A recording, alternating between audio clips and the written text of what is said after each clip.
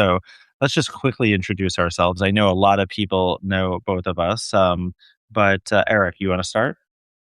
Sure. My name's Eric Duell. Been a guest on Goldmine. What was the other thing we did about a year ago or so? The gold The gold standard. standard, right? Yeah. Sorry, I looked it up the other day, but uh, and so been colleague of yours for a long time. In my day work, I lead data commercialization for one of the country's largest audio companies. That includes AI. So that's why I think you and I get along so well. We operate similar spaces and have lots to talk about, like we have tonight. Totally. Yep. And Jeremy Goldman. I would imagine you guys know me if you're paying attention to this. I have a podcast, Future Proof, and head of editorial and insights at Rethink Retail, where we cover retail. Imagine that. But like a lot of it is, the future of all things retail, including AI and media and how all these things intersect. And the nice thing about the gold mine is we get to talk about literally anything we feel like. And I know you had a really good list. I was like, maybe I can actually contribute to this list, and then I realized, wait, Eric has enough stuff that I would be like remiss if I didn't talk about everything on your list. So, like, I know you wrote something about creators and builders recently, so maybe we can start there. Yeah, and just to make the point, like, we're talking here, but we also talk in real life. So there's us at the park a couple of months ago, like it was the end of May, beginning of June, just out on a Sunday afternoon. I need We to didn't work on bring my we didn't bring posture. we didn't bring the checkers or the chess, but it was a lot of fun getting Next time, let's together. bring checkers though. I think we Okay. got to bring checkers back. Yeah, that's right. Exactly. We just have to remember the rules, right? Should be fairly straightforward. Yeah. So one of the things we were talking about is this idea as we move into more of an AI driven world. Um, and I'm not talking about that like from necessarily a creative standpoint or like writing standpoint. Of course, a lot of people are using it that way. More people than admit it if you look at the studies. Oh But yeah. I think that there's this opportunity now with what we can do with coding and actual development, where we're likely to see creators become builders. And so my theory about, or one of my theories about AI is that on the positive side is that it allows people not only to converse with the technology instead of writing code, but also gives them what I think of as superpowers because now they can make the technology work for them. So maybe you were an artist before and you could paint or draw or take pictures or write or whatever. But maybe you just didn't have the affinity or hadn't had the time to learn how to work with technology. But now, because you can interact directly with it and ask it to do things, that opens up potentially a whole new world. So that's where I was coming from. We haven't really talked about this in detail before, so I'm curious about your take on this topic. Yeah, I mean, I think the interesting thing about this is that everybody does think about what is lost whenever we move to like a new era. But I mean, I'm trying to think about like a good example. Like in hundreds of years ago, if you wanted to be like a creator, you needed like a patron or something like that, Mm, right? Like it was very difficult, and you had to be kind of like almost like arguably like a suck up to like somebody who had a lot of money to support you. And now you don't have to do that. So there's actually benefits in some way. And now I mean, I feel like this is a little bit of what you're getting to, but like, let me know if I'm barking up the wrong tree or just building on it. No pun intended. But the idea that there's like a few things that I don't even know if I can honestly say like I'm coding them or I'm not coding them, but I'm putting some things on Claude or I'm creating them on Claude. And I was a developer like 20 years ago, but I'm mm, definitely not one now.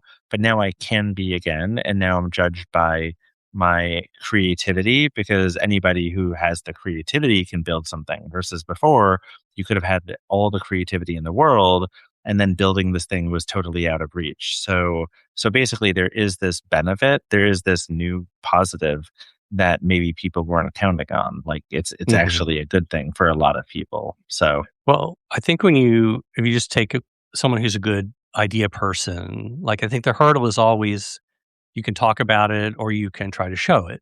And of course, we all respond to things different ways, but I've always found that being able to show the idea is often quite compelling, right? So in your case, for example, maybe, you know a little bit about development because you were working in that space 20 years ago, I think is what you said. But you know enough to put together the idea and be able to like get it to the point where other people could see it and go, yeah, that is worth doing, or I see where you're going. So maybe even if you don't end up, shipping something, it's a benefit to be able to do that. Yeah, I mean, is it as simple as kind of like saying prototyping is a lot easier, like building something and then see like, is this anything? To just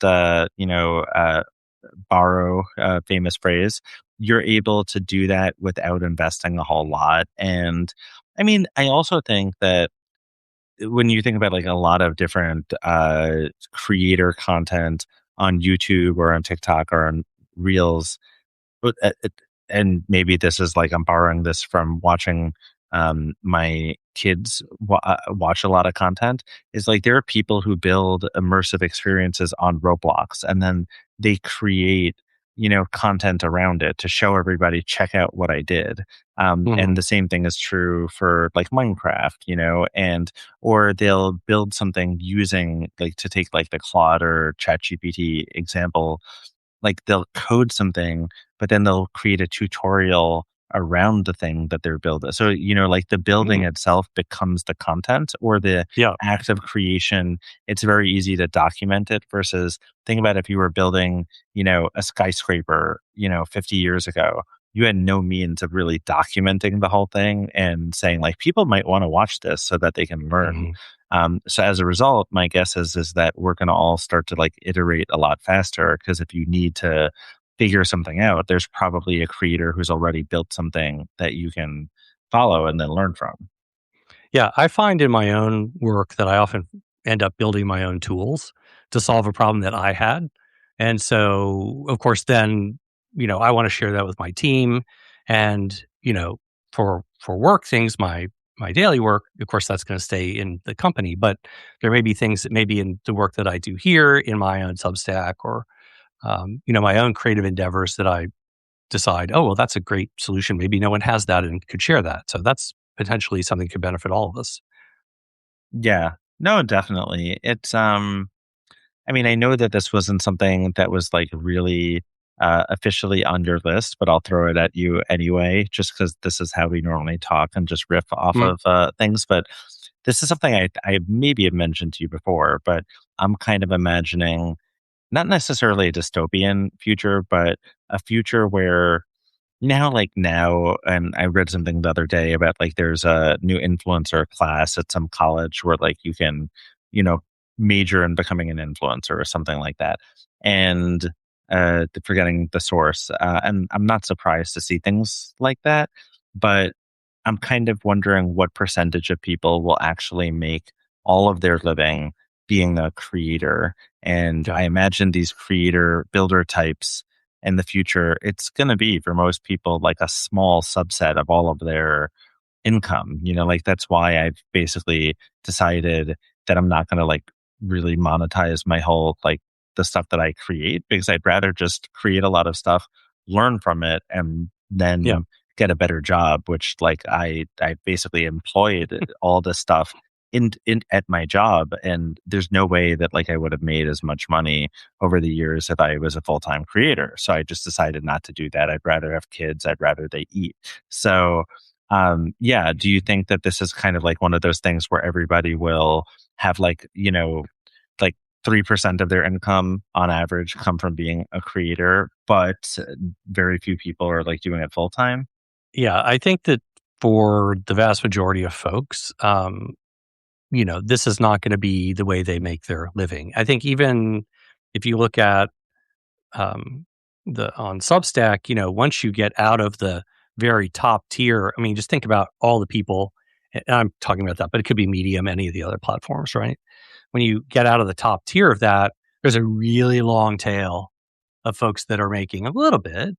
And I think actually, the good part of that is now the barrier to entry is lower. So there are lots of voices that, I'm reading that I certainly wouldn't have known about or heard about that I can appreciate and support. Um, but I think, the flip side of that is with so much content, kind of like cable was, remember, like you ended up with like 400 channels, like what to watch. I mean, I think we all can identify this is not news to anybody, but there's more to, sample than we could possibly have time to do. So, and there is a limit in the time of the day. Like you said, you want to have, be with your family and make dinner and go play checkers in the park, and that kind of thing. So, um, I think the way it's going to shake out is kind of like the way you've laid it out. That there are, at least the way we see it right now, I think that most people won't be making their living. But if they can make some and some people can get discovered, then I think that that's good. I think the economic question, though, that is kind of sitting with people is who's benefiting from all that extra content creation. So I think it is true that overall, like we're sitting here basically, you know, having a TV show, like, if we roll back and we're a broadcast or, cable or whatever, that's, we can argue about the technical quality, like do we have music and intros and all that, but it's really about us talking, but we're producing Yeah. this show, and the cost to do that is really minimal. Like you could have gotten an account today, set this up, and there we go. But who, well, and this is like a whole, not like criticism of Substack, it's just like a criticism by nature of like all the platforms, is that you make it, and I don't even know if Substack would want us to call them a platform in the same way as like these mega platforms. But the point is that you build something where everybody individually benefits enough to do this stuff for free or, subsidized based off their own time, like with Mm, UGC, user generated content folks, yeah. that everybody does it, and it's a big enough group of people that we can never like unionize and say, oh, we're not getting enough value, so here's what you have to do. So like governments essentially have to look out for people and say you're ripping people off. And like the government has like enough problems on its hand. That's not going to be a priority. So I Mhm. don't blame them for not saying like, let's start there.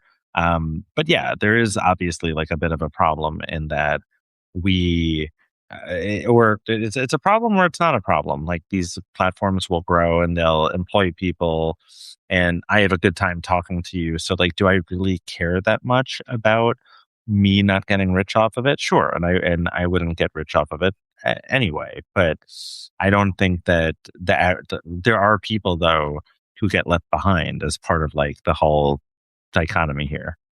Mhm. Yeah, well, I think that there also is a difference economically between the platforms that have advertising embedded and those that don't. And so we may see long term something, kind of fall out and maybe diverge in those ecosystems, but seems maybe it's a little too early to kind of see how that plays out long term. What do you think about the dark forest private space kind of thing that you Yeah. had been, riffing on? Because I feel like that'd be an interesting, transition here. Yeah. So just to kind of cap or recap to that concept. So there's this idea. I mean, when we go back to the beginning of the internet, so like late 90s, early 2000s, I think those of us that were participating in that, many of us felt like this would lead to a new set of relationships, right? Like I can now email my friend that's in Germany or whatever, and we can talk and be in touch. And it's not like every couple of years, maybe we'll chat. Of course, back then, like, making a long distance phone call was really expensive, unlike today. And there was no, WhatsApp or no FaceTime or anything like that. Um, so I think the theory was, a lot of people believed that this would bring us closer together. But of course, since then, we've seen what's happened to the internet. It's become very, of course, very commercially oriented, and now you have a lot of very large platforms. And there's an argument that you know that that many of those the dominant players are really just trying to figure out how they can monetize content or you know basically accrue power. I'm just stating this as kind of some general thinking in this space. And so and with that and the the loss of friction to participating, which means anyone can troll you, anyone can say anything. We've heard all about the challenges of what happens when, with deep fakes and all that, that basically the public internet can be a scary place for a lot of people. Hmm. Um, and so there's this theory that really the next generation of action will happen in what are called like the dark forests. So these are basically private spaces that get created in the public internet, but that basically you get invited into because your friends are there, your followers are there, people that care about the same topic as you are there. So wait, so like Mosaic is a dark forest space, right? Because Yeah, you could consider it that. Maybe you should explain what Mosaic is. digital networking group that Eric and I are a part of, how we met originally. So Yeah. that and like a private WhatsApp that's like quote unquote curated, or a Yeah. Discord server, or like Slack that not everybody can join. All of Yeah. those would qualify, I think, right? Yeah, and it's not, just to give testimony to, like, the way Mosaic works and the way you've led that along with the other leaders. It's not like you have to pass a test to come. You just have to come and participate and show interest and then be there and be a good citizen, right? And I don't know how many people are on the list now, but it's maybe a couple thousand at I this don't know. point. Is I that would right? A have to couple take a hundred? look. It's more than a couple hundred. It's pretty big. Yeah, yeah. No, that's true. I'd have to take a look exactly. But it's the hard thing is I mean, I really love this idea and I think it would be really cool. And I think that part of the tricky thing, the irony, I guess you could say, is that at least for Mosaic, this was something where I kind of said, "Oh, it's going to be like the anti," and I thought of like a few different groups that I'd been part of where they had like this whole monetization and scaling, you know, like they had a business plan. And I was Yeah. like, let's just do this where it's like good people can meet other good people, and they'll see what happens. And I tried to do everything the exact opposite way of how everybody else would do it. And then what you kind of find out is, well, if you can't, like, you're going to do it part time, out of the goodness of your heart in your spare time while you're still trying to make money, so that ultimately what happens is that everybody, I think, who run something like this, like Discord, for instance, Discord does cost money to run, like they need a business model. And then there becomes more of an impetus to get more and more people on there. And then you, at some point, run into the issues that like bright forests. What's the opposite of a dark forest? Bright I jungle. think it's well, yeah.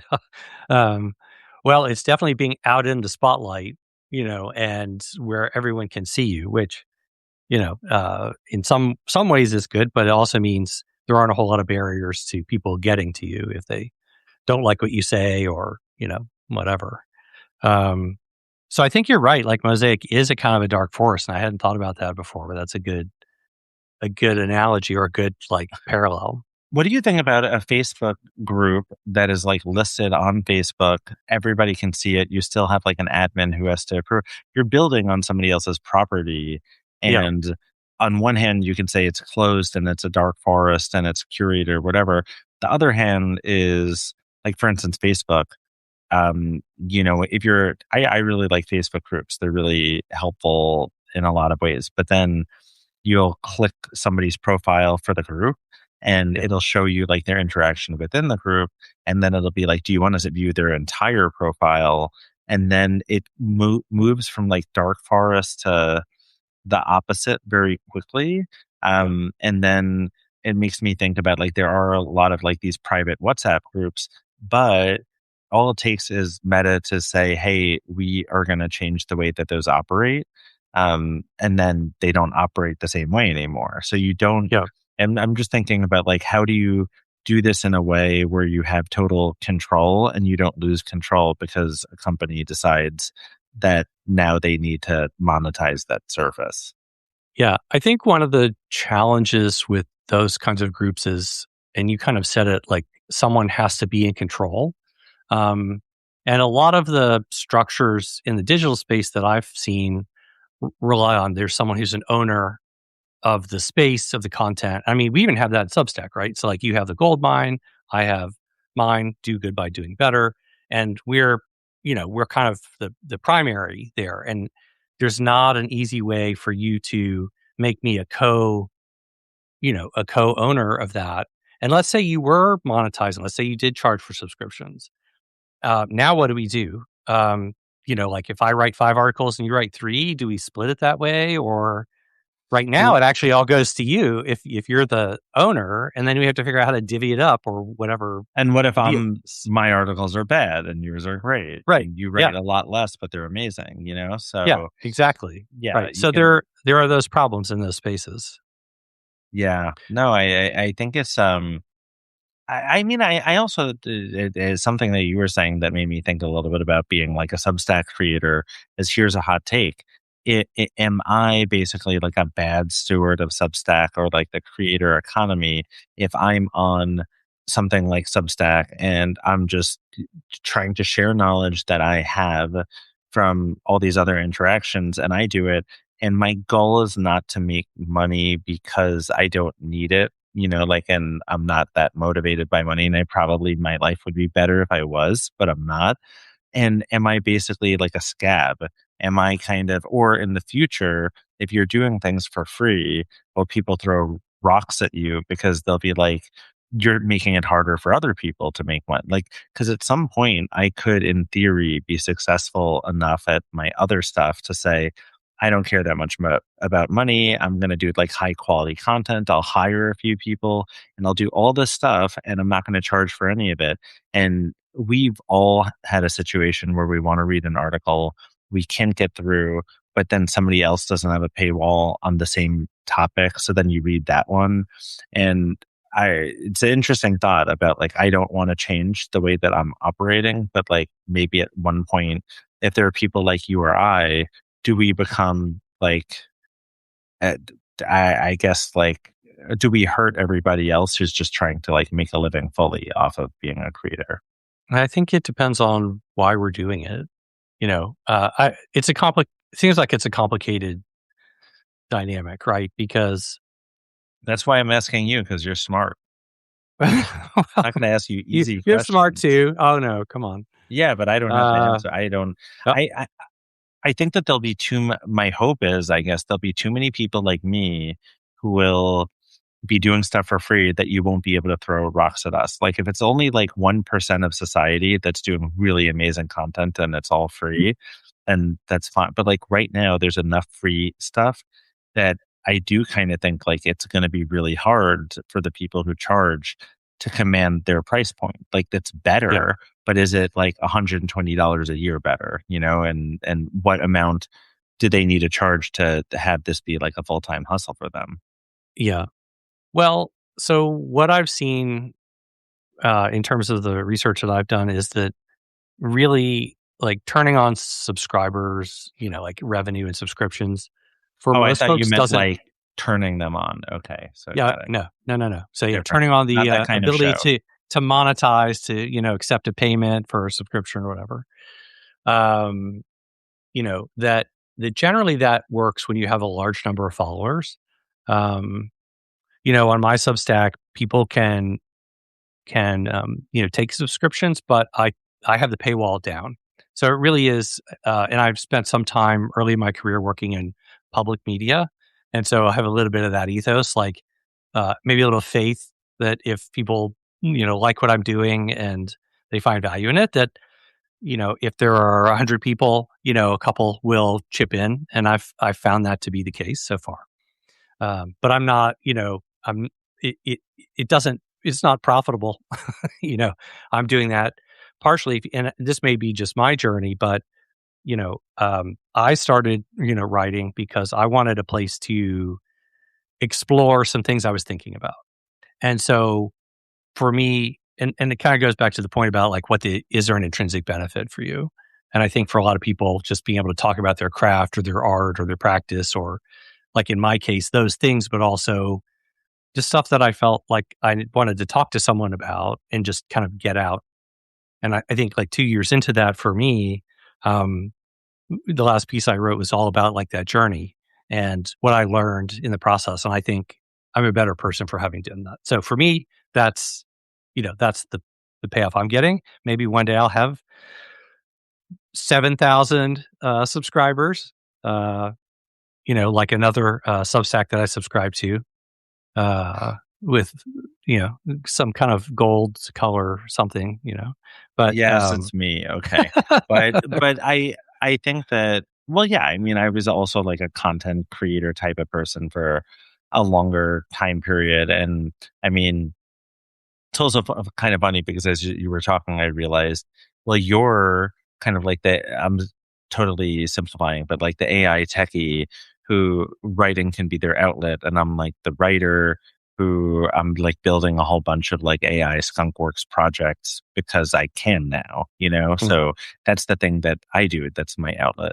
I mm. actually even thought about, and I might have mentioned to you, but I would probably have written a third book by now, except for the fact that I transitioned from writing being my side hustle to writing being the thing that like I'm largely doing during the day. There's nothing that you want to do at the end of the day than like write some more when you've been writing the whole day. So So here's what's interesting about that parallel. So, uh, yeah, as I think if people have read my stuff, they will know, like, especially at the beginning, I talked about how you were a bit of an inspiration to me to do this because you invited me in to write for, the Goldmine. Um, and so that I kind of worked through like my willingness to get out there and put myself out there and like get my ideas, have the confidence to hit publish.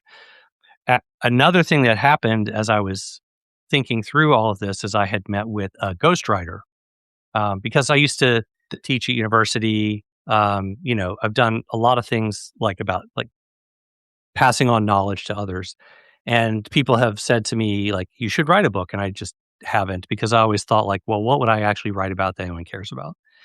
And this well, ghostwriter, that's assuming, by the way, that most writers write a book that anybody cares about. oh well, that's true. Probably Yeah. like eighty Well, percent of them people don't, I, but fine. should I ask you about your books, your two that you wrote? Some people cared, but like I Yeah. mean, Okay. no, it's I had very good luck in terms of like the timing of my first book, and then the second one, like I thought was actually good, and then it didn't do as well, which is also fine. But like I think the key thing is if you're trying to, I don't know. A lot of it is when you're thinking about like what are the numbers you're trying to hit. I always thought of that as being like this weird, random thing. Obviously you don't want four people to read your book that you spent 10 years writing, and it's maybe not like a good return. But for like my first book, Going Social, I always remember the story about this person who wrote in from Indonesia who started some kind of like viral, quasi-viral food truck type of thing that then it became like their family's business, and they started using some of the ideas and tenets that they read in the book. And then I thought, wow, that's incredibly cool. And then I thought, well, what if there was like no other value generated other than that? Isn't that Mm, actually like something good, you know? So I mean, so 400, you're not going to sell like a million or 2 million copies of like the average business book, so you can't put that expectation in your head or you're automatically going to be a failure. mm. But I mean, I think that if you're putting something out and impacting a whole bunch of different people, I mean, if you impact 10 people, was that a good return? Probably not, because you probably could have spent that year, 18 months that you worked on it to impact 15 people, 20 people, like more than that, right? But there is a certain point where it's also, to what level do you impact people? Like if you wrote a self-help book and then there's, 20 people who write you and say they turned their life around because of that, and now their life has meaning, I mean, Yeah. if that's kind of valuable. I don't know why people would say that that's not, just because it's not like a certain number. I know I totally like took that in a random Ah, direction, but that's how we roll. I do think that, you know, for people that are builders or creators or artists, a lot of that motivation is about kind of self-expression and personal journey that goes along with creating. So, you have to also think about the impact that would have on you going through that process. And certainly I think that, for each of us to be able to have uh, that that vessel or that method or path to self-reflection and learning. I think I think look around the world. I think we could use more of that. So if that ends up, maybe that's the knock-on effect that actually we should have is, by writing, I'm doing self-reflection, I'm learning something about myself, and I can be a better person. I don't know if we could all do that a little bit. I don't think that'd be so bad. We'd probably be a lot better. Um, Yeah. there, yeah, go ahead. No, I disagree. Uh, there was one thing I wanted to come back to on the dark forest side before we kind of close out that topic. So there's a company called MetaLabel, and they're basically building a platform to allow people to co-create and co-monetize and co-publish and co-distribute. So it's not any association with Meta, the company, but it's just MetaLabel. So if you're interested in that, um, you could look them up. But they also have created what they call DFOS, which is the Dark Forest Operating System. So it's taking that meta label concept and uniting that with creating space, to create dark forests on the internet. So that is a place where you and I could team up. We could write a book together, create art or whatever, and they're providing tools to handle the monetization, the publishing, and the distribution. So it is a cool, like that's the first e-commerce um, implementation, I think, in the spirit of this dark forest concept. We'll see where it goes. Last I talked to one of their partners, they had a waiting list to get in there, but it's an interesting idea. So I hope to see where they can take it. That is really cool. What's is this the Yancey Strickler from Yes. okay, cool. Yeah. So Yeah. yeah, So no, Yancey was one of the co-founders of of Kickstarter. Kickstarter. Yeah, Yeah. Jinx. And yep, there you go. And so now he's involved with MetaLabel. And also a concept called A Corps, which is we have B Corps, we have LLCs and that kind of stuff. So I believe in Colorado, they just got passed a law that allowed artists to set up their own corporations, which are designed to help artists overcome some of the, structural challenges of being in a partnership or an LP or an LLC. So The idea was first introduced at the 10 conference in Vancouver, Canada in April 2025. I really want to go to Vancouver, by the way. I know we have to go in like a minute or two, but I really want to go. Have you been? I've not been to Vancouver. No. Rethink is actually throwing an event there in a few Mm. months. So it's a little bit You, outside your wheelhouse, but I'm kind of hoping that they send me. So fingers crossed. you were just in Canada a few months ago, right? I was in Canada 3 times for 3 different events in a 6 week period, but it was all Yeah. Toronto. So it's like, send me other places, I want to go to, or do you have any travel coming up anytime soon? We had our travel. We were in London to see BTS. So that's, a passion in this household. That's right. I And forgot about that. Yeah, we have that in yeah, common because my daughter loves them. yeah. And we're going to see a couple more concerts here in the US coming up. But that was our vacation, which, so with our daughter, um, you know, graduating high school, going to college, and so on. There was a period of time where that was really hard, but now things are a little bit easier. So, yeah, it was 10 years since we had taken a real vacation, like for extended period of time. So we're able to do that at the over the beginning of July. So that was a lot of fun. Nice. I So have to do more of that. hopefully you get to Vancouver.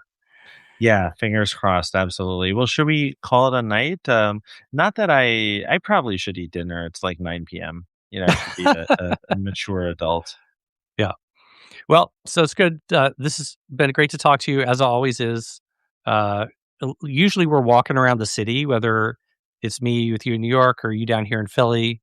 By the way, your turn to come down. We have to find Yes, I know. another place to get cheesesteaks or whatever is going to be on your LeBron might menu. not. LeBron might Uh, not want to live in Philly, but I do because there's so much yeah, good food. So yeah. yeah.